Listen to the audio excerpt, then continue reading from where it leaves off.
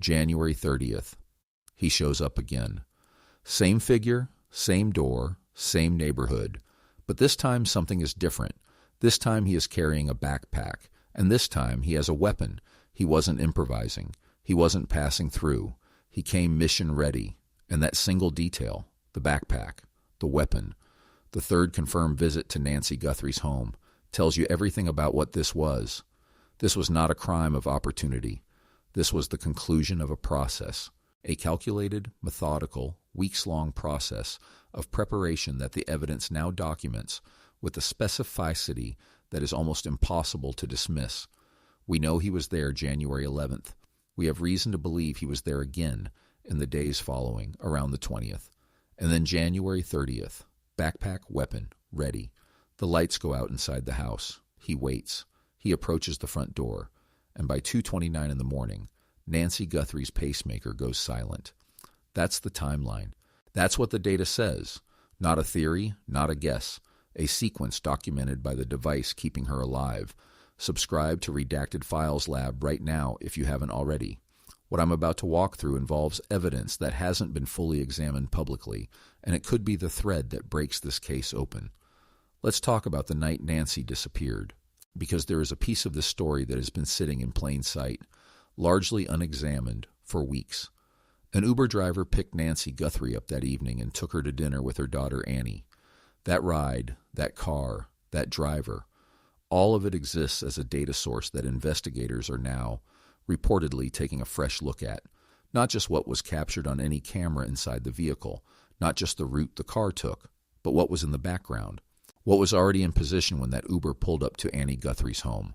What was parked along the street, waiting, when Nancy was dropped back off at her house and the lights eventually went dark?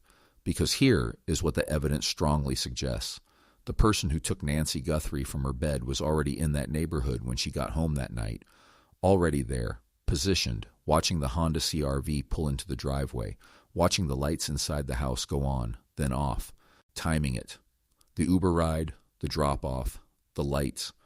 All of it was observed by someone who had been studying this woman's movements for weeks and knew exactly what sequence of events meant she was alone and asleep. That is not speculation. That is the logical conclusion of what the camera footage already shows. He was there before. He knew her patterns.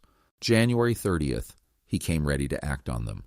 Now here's the piece that deserves far more attention than it has received. Annie Guthrie, Nancy's daughter, Savannah's sister, a woman who lives close to that neighborhood and knows every road, every shortcut, every back way through those streets, went into a neighborhood group chat in the first days of the investigation and shared a map, a specific detailed map of the route she believed the kidnapper used to leave the scene. Not a vague direction, a traced route with specific addresses marked along the way, shared publicly in the hope that anyone with security cameras along that path would save their footage and come forward. She did this on her own. She did this because she wasn't getting answers. She did this because her mother was missing, and investigators, in those critical early hours, were still entertaining the possibility that an 84-year-old woman who could not walk more than 50 yards on her own power had simply wandered off. Let me sit with that for a moment. Annie Guthrie was inside that house telling law enforcement, she cannot walk. Her walker is here. Her shoes are here. Her glasses are here. Her phone is here. She did not leave on her own. And the response in those first crucial hours was to treat it as an elderly person wandering off. Those are not just procedural errors. Those are the kinds of decisions that determine whether critical video gets preserved or whether it expires on a server somewhere, overwritten, gone forever. Now let's look at what Annie's map actually shows, because a crime reporter working this case overlaid that escape route onto other known evidence, and something significant emerged. Roughly 2.5 miles from Nancy Guthrie's home, investigators had previously noted a car captured on a ring camera on a back road off the main grid.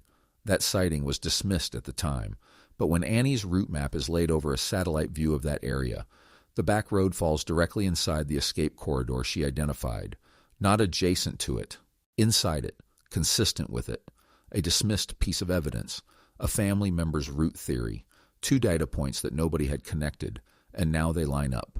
Along that same route, cameras everywhere, a nail salon with a front-facing lens pointed directly at the parking lot and the roadway. An elementary school with overlapping camera fields at every corner of the building, overlapping fields that, if the cameras were functioning, would have captured any vehicle making that turn from multiple simultaneous angles. A pharmacy, a gas station, an ATM, a renovated commercial space that, depending on when the cameras were reinstalled after construction, may or may not have been recording that night. And here is the question that no one has answered publicly after nearly 90 days. If this was the route and these cameras were recording, why has no vehicle been identified? There are two possible answers. Either the route is wrong, or the person driving that vehicle knew exactly which roads would keep him out of frame. He avoided the main intersections. He cut through desert access roads where no camera follows. He planned the exit the same way he planned everything else, methodically, repeatedly, in advance. Because this is what the behavioral pattern tells us. Every time this individual has appeared in documented evidence, he has been deliberate. The flower arrangement placed over Nancy's porch camera. The multiple reconnaissance visits before the night of the abduction. The specific timing, waiting until the lights went out, waiting until the neighborhood was completely quiet. The weapon in the backpack on January 30th, and only on January 30th, because he had made his decision and he came prepared to execute it. This was not someone who got lucky. This was someone who worked at this. And that brings me to the blood.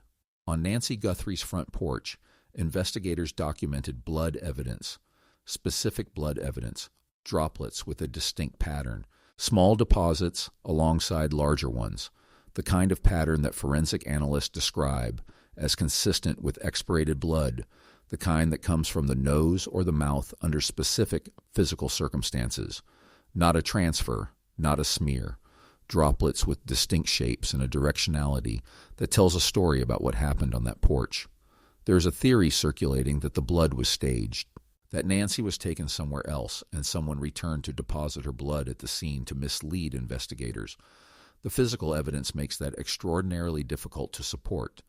The pattern of those droplets is not something you replicate with a transfer. The physics of how blood moves when it leaves a body under those specific circumstances, the size of the deposits, the tiny satellite droplets, the spatial relationship between them, all of that points to a single conclusion. That blood was deposited where it was found, at that porch, that night. What does that tell us? It tells us that something happened at that door, or very near it, on the night Nancy disappeared. It tells us that the porch is not incidental to what happened. It is central to it. And here's the detail about the foliage found on top of the blood that has confused people. On camera, the same figure who appears at Nancy's front door on previous nights is seen handling a flower arrangement near the area of the camera. Foliage, the same type that was later found in contact with the blood on the porch. The explanation is not complicated. It fell. Gravity, time, and a porch that wasn't secured as a crime scene the way it needed to be. Now, fresh eyes. We're told that new investigators have been brought in to review this evidence from the beginning. The video footage, the physical evidence, the timeline, all of it. And in any investigation that has run this long without a resolution, that is exactly the right call, not because the original investigators failed at their jobs, but because human beings get locked into the frameworks they build early. A fresh set of eyes comes in without the weight of 88 days of accumulated assumptions. They see things that familiarity has made invisible. The FBI is reportedly driving that fresh review, and if there is any reason for cautious optimism in this case, it is that. Because the FBI controls the clock here, not the perpetrator. They have time, resources, and institutional expertise that no county sheriff's department can match. And the evidence waiting to be fully processed, the DNA from the hair sample, the thousands of hours of video still being reviewed, the digital data from every vehicle connected to that night, that evidence does not expire. What does expire is public attention.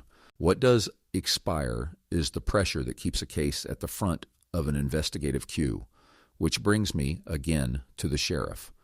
The Pima County Sheriff was given 10 days to respond to the Board of Supervisors' questions under oath in a sworn statement. His response was not sworn. It was not under oath. He sat down with an attorney and produced what amounts to an annotated list of explanations, submitted, technically, within the deadline, but without the legal weight the board specifically required. He has now, effectively, told a county oversight body to take what he chose to give them and figure out what to do with it. The board must now decide whether that constitutes a violation of the statute they're operating under, a violation that would, potentially, give them the authority to remove him from office. A recall effort is running in parallel, though the signature threshold required makes it a long shot under any realistic timeline. And here's the question I keep returning to, the one that connects all of this. Does any of it matter to the investigation? Retired investigators who know this department from the inside say the answer is complicated. The dedicated personnel working the Nancy Guthrie case are, by all accounts, doing their jobs to the best of their ability under difficult circumstances. The leadership crisis at the top of the department did not cause this crime and is not actively obstructing the investigation in any deliberate sense. But here's what it did do. It hollowed out the department. Hundreds of years of combined investigative experience walked out the door, transferred, not retired, because experienced people took to motions to get away from a culture they couldn't work inside anymore. It created a structure where the FBI had to be pushed in rather than welcomed from day one, where outside search resources were declined without explanation, where the institutional reflexes that a well-functioning department develops over decades of collaborative work with peer agencies simply don't exist the way they should. That's the cost, not obstruction, atrophy, and in a case that depends on institutional muscle memory, on the kind of experienced, intuitive, investigative work that only comes from years inside the specific landscape, atrophy is its own form of failure. Somewhere along Annie Guthrie's route map, there may be a camera that caught a vehicle at 2 a.m. Somewhere in the FBI lab, there is a hair sample waiting for a DNA result. Somewhere in the thousands of unprocessed tips sitting in an investigative queue, there may be a name, and somewhere, someone knows who that man is.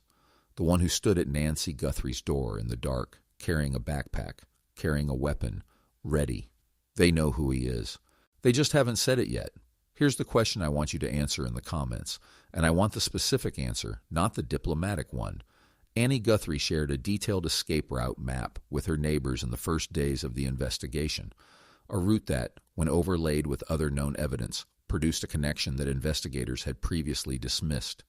She did this because she felt like she wasn't being heard, because in the critical first hours, law enforcement treated her missing, medically fragile mother as a possible walkaway. My question, if that route had been taken seriously from hour one, if every camera on that corridor had been canvassed immediately before any footage could expire. Do you think this case looks different today? Tell me where you land. Subscribe to Redacted Files Lab. The DNA results are coming. The Fresh Eyes review is ongoing. And the file on Nancy Guthrie is still very much open. It has just been redacted.